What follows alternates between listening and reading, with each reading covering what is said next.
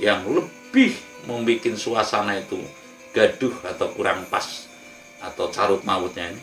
Jadi kaum Brahmana dan kesatria ini banyak yang berjiwa tidak kesatria. Adakah kaum ini, kesatria ini, yang merasa berdosa dengan rakyat, yang merasa berdosa dengan negaranya karena sumpahnya? Nuwun sewu Mbah, saya ingin tanya ini kepada panjenengan. Miturut panjenengan, kata-kata dari leluhur kita yang saat ini sedang ngepasi istilahnya atau sedang sesuai dengan keadaan zaman itu seperti apa, Mbak? Tapi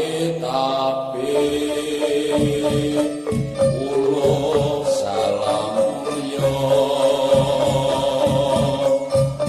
atur bagya Wisnu Kana Santara. Wong wilahin jati nukoni hajat-hajat leluhur Nusantara tapi uluk salam mulya. Bicara cara wong kuna, cara orang yang terdahulu itu erangnya para sesepuh, para bini sepuh, kan dukun itu lain lagi, dukun itu kan dukun kan. Jadi sesepuh itu ya penasehat, orang yang disegani, walaupun secara formal tidak tertulis, tapi masyarakat itu mengakui bahwasanya orang itu adalah sepuh kita gitu loh. Ya sama juga dengan sekarang itu kiai gitu. Kalau orang-orang yang sesuai dengan sekarang ya banyak, cuma saya yang ingat itu satu saja. Mungkin zaman akhir gue akeh mendal langka wedus gitu. Zaman akhir itu gue akeh mendal langka wedus, sing waspada, sing triti, sing hati-hati gitu. Artinya akeh mendal langka wedus itu banyak orang yang menda-menda atau memba-memba. Memba-memba itu ya penampilannya umpamanya kayak artis tapi bukan artis, umpamanya seperti itu loh kalau milenial saja. Terus umpamanya penampilannya kayak polisi tapi bukan polisi, umpamanya seperti itu. Sekarang kan banyak, maaf kata, satpam aja gayanya kayak polisi kan banyak gitu loh. Nah, di diklatnya kan oleh polisi itu, Pak. Ya itu boleh-boleh saja, tapi ya satpam gitu loh, kadarnya kan kapasitasnya berbeda. Artinya ya bahkan ada yang saya pernah melihat itu kartu anggotanya dibuat yang seolah-olah kayak KTA kepolisian, itu kan ada juga gitu loh. Jadi akeh mendal langka wedus lah. Yang lebih inti lagi yang dimaksud akeh mendal langka wedus sekarang itu umpamanya lurah atau kepala desa itu dohirnya lurah tapi jiwanya itu enggak lurah gitu. Artinya umpamanya maaf ini camat atau lurah atau bupati atau presiden mungkin itu, atau menteri atau apa itu secara sah, hukum sahnya itu kepala desa, jabatannya kepala desa, tapi jiwanya itu bukan kepala desa. Ini yang dimaksud akeh menda langka wedus. Tatkala ingin terpilih menjadi kepala desa itu loh, muatannya itu seolah-olah itu kayak kepala desa, pokoknya berbagai misi visinya itu hampir tidak ada orang yang lebih baik daripada yang baik. Pokoknya saya akan mengayomi, saya akan pokoknya mensejahterakan. Tapi buktinya sekarang kesejahteraan apa? Gitu. Kalau orang makmur banyak, tapi orang sejahtera, damai, sejahtera, ya itu rasanya damai, tentram, sejahtera itu kan pokok sebenarnya. Agar manusia itu bisa beribadah, bisa tenang dalam beribadah, maksudnya bisa tenang dalam melakukan wajibnya manusia yang harus secara ibaratnya, kalau kita orang Jawa ini yang lakoni dharmaning wajib. Dharma itu pengabdian, pengabdian itu adalah wajib, jadi dharmaning wajib gitu. Kalau menurut agama itu juga beribadah, agama yang satunya lagi kebaktian, kan sama itu sebenarnya, serupa tidak sama, jadi tidak perlu ada miss sebenarnya itu. Jawa yang lakoni dharmaning wajib, kalau dalam Islam yang lakoni ibadah, kalau dalam Kristen mungkin kebaktian, kalau dalam Buddha dhamma itu dan sebagainya itu kan sebenarnya sama, cuma berbeda bahasa lah, berbeda tata cara mungkin, tapi kan intinya sama. Artinya pondasi daripada untuk bisa melakukan itu secara sempurna, secara itu harus ada kedamaian, ketentraman, dan nilai-nilai kesejahteraan. Ya, damai, tentram, sejahtera itu baru bisa ibadah. Kalau sekarang kan enggak. Ini bukan berarti saya menganggapkan lurut cerita ini, bukan. Tapi yang dimaksud akeh mendalang kawedhus ya artinya semestinya kita itu harus berbuat kebajikan. Kita meleset dari sebuah kebajikan bisa terjadi karena dorongan keadaan. Yang saya maksud begini, bagaimana saya akan berbuat baik? Karena ada keserakahan di sisi sana mungkin ini baik 1, serakah 1000 ibaratnya. Ini yang baik ini akan tertimpa, artinya yang akan melakukan kebajikan akhirnya nggak kuat, akhirnya lepas. Kalau kita nggak teguh kukuh ceklan waton cara orang gunanya, tidak berpegang teguh kepada imannya, ya sudah lepas.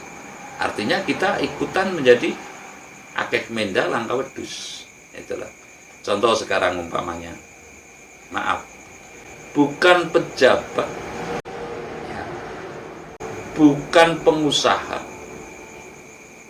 ya adalah salah satu, ya bahkan salah banyak ini, tapi pakainya mobil Alphard apa itu ya. Nah ini kepentingannya untuk apa? Seolah-olah dia kan kayak orang yang baik hati banget. Ya naikannya Alphard kan seolah-olah kayak dia penolong. Pantasnya kalau zaman dulu, artinya orang pakai mobil turun mesti pemberi.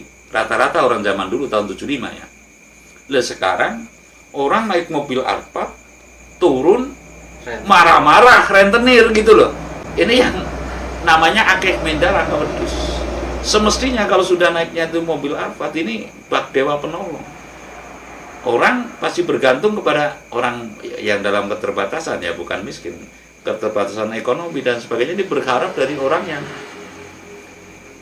kaya, naikannya mobil bisa memberi pencerahan.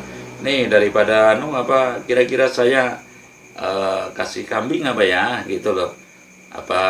Nanti di paro itu paro ternak gitu loh. Nah ini yang dimaksud akeh mendalang kawedhus itu di situ. Artinya orang yang kurang semestinya, kurang empan lan papan, kurang lambe lan ati. Artinya empan papan begini. Umpamanya hanya maaf ini, seorang pembantu rumah tangga di luar negeri umpamanya, kerja di luar negeri, membangun rumahnya bak kayak rumah bupati umpamanya, ini namanya akeh mendalang kawedhus gitu loh. Terus lagi umpamanya seorang kepala desa, tapi penampilannya kepala desa, tapi pemikiran dan jiwanya itu dagang umpamanya gitu. Jadi latar belakang ini yang menyebabkan manusia ini kebingungan arah. Nah sekarang kemana ini masyarakat akan mengayom, akan mencari pengayoman. Ya maaf ini saya katakan ibaratnya kita lari kepada tokoh agama, ulama. Kita harus jujur sekarang. Banyak juga ulama atau kiai yang semestinya buat panutan, padahal penampilannya kiai, santrinya mungkin juga banyak, tapi tidak peduli dengan yang demikian ini. Ibaratnya orang yang banyak juga kan. Ya, saya tidak menuding ibaratnya kiai itu jelek, artinya kita sebagai penilaian. Artinya kalau kita ibaratnya menilai tidak hanya secara zahir, tapi kita patut mengamati. Umpamanya seorang sepuhan ini, kelihatannya iya, kelihatannya apa, tapi ketika kita masuk juga tidak bisa mengayomi, gitu loh. Artinya masyarakat ini jelas perlu pengayom, di mana zaman sekarang itu masyarakat akan bingung kepada pengayoman, mencari pengayoman ya, secara pengayoman zahir maupun secara pengayoman batin. Cukup dijawab, pengayomanmu yang mengayomi ya Tuhan, ibaratnya. Umpamanya, lah bagaimana Tuhan? Nah ini kan yang masih awam apa hakikat Tuhan, apa arti Tuhan, itu kan perlu pencerahan. Nah ini mencari pencerahan tentang Tuhan saja sekarang sudah apa? Ya tarif lah, ibaratnya seperti itu. Jadi saya rasa yang paling tepat itu untuk sekarang ini adalah akeh mendalang kawedus. Jadi akeh mendalang kawedus ini ya banyak menda itu, menda juga wedus, kambing gitu loh. Bahasa Jawane menda itu ya. Kulo tumbas menda ya. Kulo badhe nguger menda atau melepas menda dari kandang gitu. Itu ya wedus sebenarnya, tapi yang diartikan menda itu adalah orang yang membo-membo atau yang menda-menda. Menda-menda seperti pengusaha, nyatanya bukan. Yang lebih inti lagi justru orang yang betul-betul punya peran, punya jabatan, punya yang kaum Brahmana dan kaum Ksatria lah, ibaratnya. Saya tidak menyinggung sebuah itu. Jadi kaum Brahmana dan Ksatria ini banyak yang berjiwa tidak kesatria. Ya, sekali lagi saya katakan, akeh mendalang kawedus ini yang lebih membuat suasana itu gaduh atau kurang pas atau carut mautnya ini adalah orang yang bersah secara hukum lahir, ya, sah mendapat SK satria, satria ning bangsa, atau cara sekarang ya pegawai negeri gitu loh. Itu tapi jiwanya, pegawai negeri ini kan disumpah mengabdi kepada negara, tapi jiwanya tidak mengabdi kepada negara. Ya, mengabdi kepada negara, negara ini adalah milik rakyat, maka semestinya mengabdi kepada rakyat. Adakah kaum ini, kesatria ini, yang merasa berdosa dengan rakyat, yang merasa berdosa dengan negaranya karena sumpahnya? Ya, sekali lagi saya katakan, adakah sekarang yang merasa berdosa dengan negaranya atas perjuangan para pahlawannya yang harus mengayomi rakyatnya, ya? Terus dia, maaf kata, menerima gaji buta, dan apabila dimintai untuk pertolongan kepada rakyat pun masih pakai tarif. Ya kan? Apalagi sekarang anggaran, maaf ini bukan saya hanya lihat dari TV atau lihat dari media saja. Anggaran untuk corona itu sudah 800 triliun. Tapi pada prakteknya untuk obat corona saja satu set itu 3 juta rupiah. Nah, kalau itu dalam kondisi parah, menurut dokter katanya bisa sampai 10 kali. 10 kali berarti 30 juta. Mustahil masyarakat Indonesia yang di bawah, maaf kata, cara istilah kasarnya ini garis kemiskinan, akan mampu membeli ini. Ini yang semestinya harus, maksud saya, harus diintrospeksi oleh para abdi negara. Ya, artinya adakah yang merasa berdosa dengan hal seperti ini? Itu. Terus akeh mendalang kawedus yang paling adalah satu satria, dua brahmana. Banyak orang yang secara legalitas itu disahkan, baik melalui lembaga atau lembaga yang disahkan atau badan yang disahkan oleh negara atau majelis yang disahkan oleh negara dan mendapat anggaran, ya. itu kan sah legal sebagai Brahmana, ya, yang semestinya bertugas Brahmana ini kan memuja, mendapat petunjuk disampaikan kepada eksekutifnya, itu loh. Ya, ini kan ibaratnya Brahmana ini sebagai penasehat lah. Lah, adakah yang betul-betul berjiwa Brahmana untuk berdoa mengayomi rakyatnya, sedangkan mereka sendiri mendapat anggaran? Kalau yang Brahmana yang sudah besar di kampung atau di kota ini juga mendapat anggaran dari santri dan wali santrinya, caranunya, yang di sana juga mendapat anggaran dari pemerintah. Adakah ini yang betul-betul bertanggung jawab atas ini? Dan adakah yang merasa berdosa bahwasanya secara tidak langsung telah membohongi dirinya sendiri, telah ibaratnya menyimpang dari sumpahnya, melanggar sumpahnya, bahwasanya dia telah dilantik apa ya? Ya dilantik kan, disumpah untuk pengabdiannya kepada. Adakah ini yang merasa berdosa? Adakah ini yang takut dengan bala atau api neraka lah caranya? Saya rasa ini sangat tipis dalam kondisi yang demikian. Masing-masing ngetut atau mengikuti pemikiran, keinginan, dan arep atau nafsu. Artinya yang sangat perlu kita waspada adalah akeh mendalang kawedus, kita harus teliti sekali sebagai masyarakat bawah, masyarakat kecil ya, yang kita harus teliti dalam mempercayai dan mencari pengayoman. Sekarang itu betul-betul harus hati-hati sekali, karena banyak ibaratnya, maaf kata, kaum yang membo, bukan membo Sudro Sambali. Kalau membo Sudro Sambali kan ibaratnya orang yang nyamar ya, bupati nyamar menjadi petani caranya loh.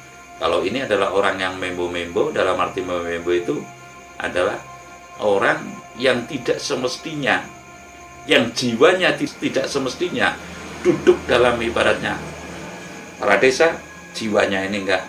Ya wong, sekarang pengusaha menjadi kepala desa. Kalau pengusaha secara umum itu kan cara anunya, yang dipikir untung rugi, ya kan? Untung atau rugi. Nah, sehingga ketika menjadi pemimpin pun tetap pertimbangannya adalah untung rugi. Jadi artinya masyarakat kita itu harus betul-betul waspada dalam memilih pemimpin. Apabila kita itu harus orang yang, kalau pemimpin ini harus berjiwa kesatria. Berjiwa kesatria ini berawal adalah dari didikan pandita caranunya.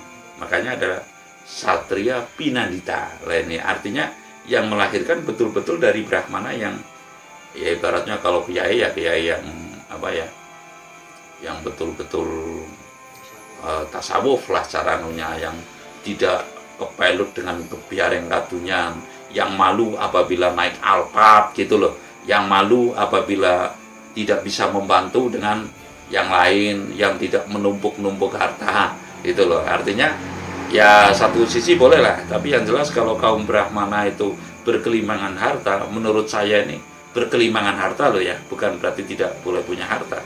Saya rasa itu tidak ngeh atau tidak pas dengan semboyannya sebagai kaum Brahmana. Sekali lagi dalam hal ini akeh mendalan kawedus itu adalah wolak-waliking zaman, sesuatu yang tidak semestinya, yang kurang pas, tapi bukan berjiwa Brahmana tapi seolah-olah kayak Brahmana, bukan berjiwa satria tapi seolah-olah seperti satria. Saya rasa demikian. Terima kasih.